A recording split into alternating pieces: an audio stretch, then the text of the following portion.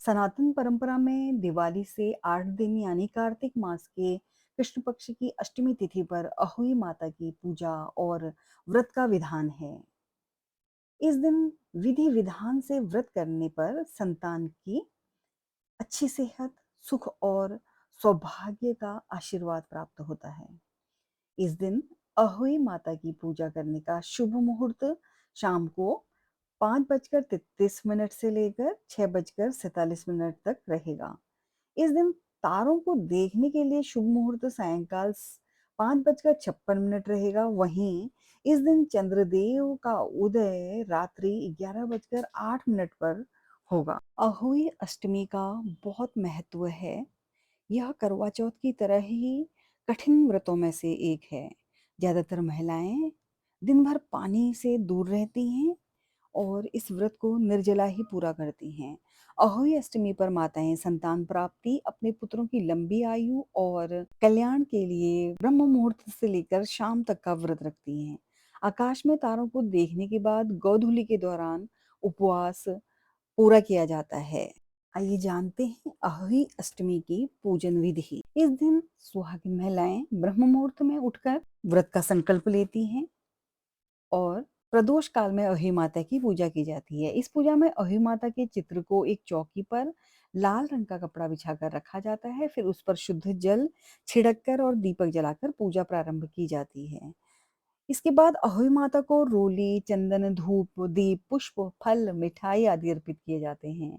इसके बाद गेहूं के 7 दाने और कुछ पैसा हाथ में रखकर अहोई माता के व्रत की कथा सुनाई जाती है। व्रत की पूजा के बाद गेहूं के दाने और कुछ दक्षिणा रखकर घर या अन्य किसी बुजुर्ग महिला का आशीर्वाद ले लें और उनको दक्षिणा स्वरूप में वो भेंट दे दें।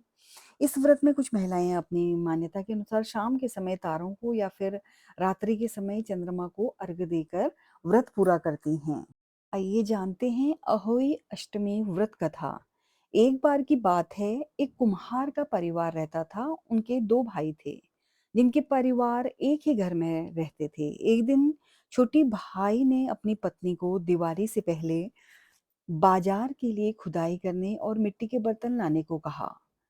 खुदाई करते समय महिला ने गलती से अपनी कुदाल से सेही के 7 बच्चों को मार डाला। उनकी माँ बाहर आई, वह बहुत गुस्से में थी। उसने कुम्हार परिवार पर श्राप दे दिया कि तुम्हारा परिवार मृत्यु को प्राप्त होगा क्योंकि तुमने मेरे बच्चों का वध कर दिया है। महिला रोते हुए लोमड़ियों से माफी मांगते हुए बोली कि मैं कुछ भी करूंगी जो आप चाहोगे, लेकिन कृपया मेरे परिवार को माफ कर दें।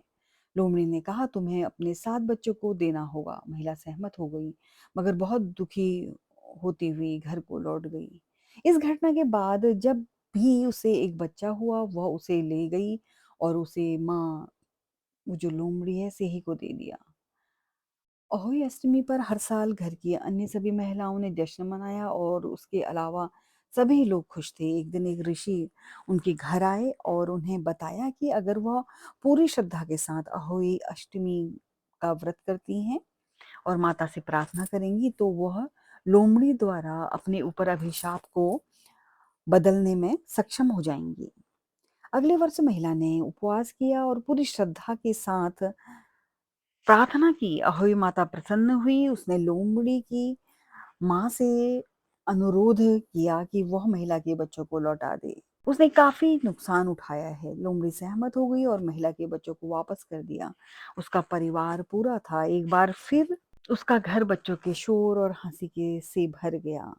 महिलाओं ने इस कहानी को समापन करते हुए अहोई माता से प्रार्थना की कि मेरे बच्चों की भी देखभाल करो जैसा कि तुमने उस महिला के बच्चों की देखभाल की। आप सभी को यह कहानी कैसी लगी?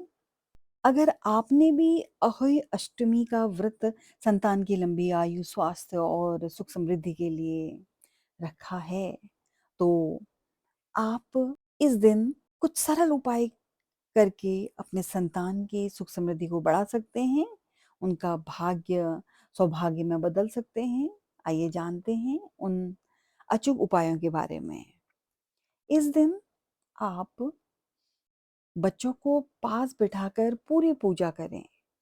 शुभ मुहूर्त में जैसा कि बताया है ऊपर, अहोई माता की पूजा करते समय अपने बच्चों को अपने पास बिठाएं और पूजा पूरी होने के बाद सबसे पहले उन्हीं को प्रसाद दें और बच्चों से भी पूजा अवश्य कराएं।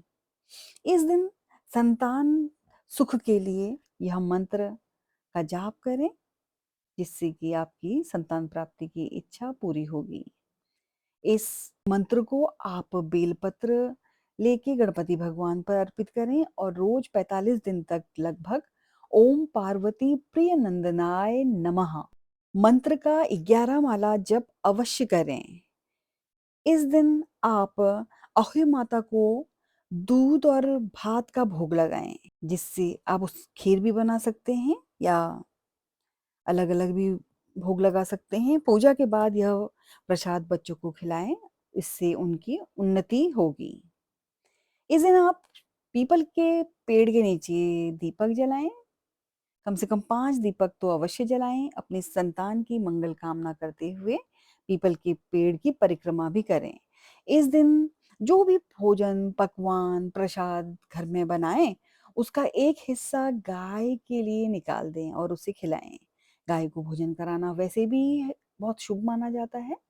इससे संतान को देवी देवताओं का भी आशीर्वाद मिलता है। इस दिन जरूरतमंदों को या ब्राह्मण को पूजा पूर्ण होने के बाद जरूर कुछ न कुछ दक्षिणा दान में दें। इससे व्रत का शुभ फल मिलता है और घर में सुख शांति भी आती है। इस दिन अहोई माता को लाल फूल अर्पित करें। पूजा के बाद इस फूल को अपनी बच्चों के हाथ में दे दें और उससे कहें कि आप इन्हें सुरक्षित रखें या बुक्स के बीच में रख दें। साथ ही गुड़ का भोग लगाकर बच्चों को खिलाएं। इससे उनके जीवन की बाधाएं दूर होती हैं और उनमें एक आत्मविश्वास जागता है, जो कि उनको सफलता की ओर ले जाता है। आप सभी माताओं और बहनों को अहोई अष्टमी की हार्दिक शुभकामनाएं। आप सभी के मनोरथ सिद्ध हों। अगर आपको ये जानकारी अच्छी लगी तो आप मेरे चैनल को सब्सक्राइब करें और इसे लाइक और शेयर भी जरूर करें। आप सभी का धन्यवाद।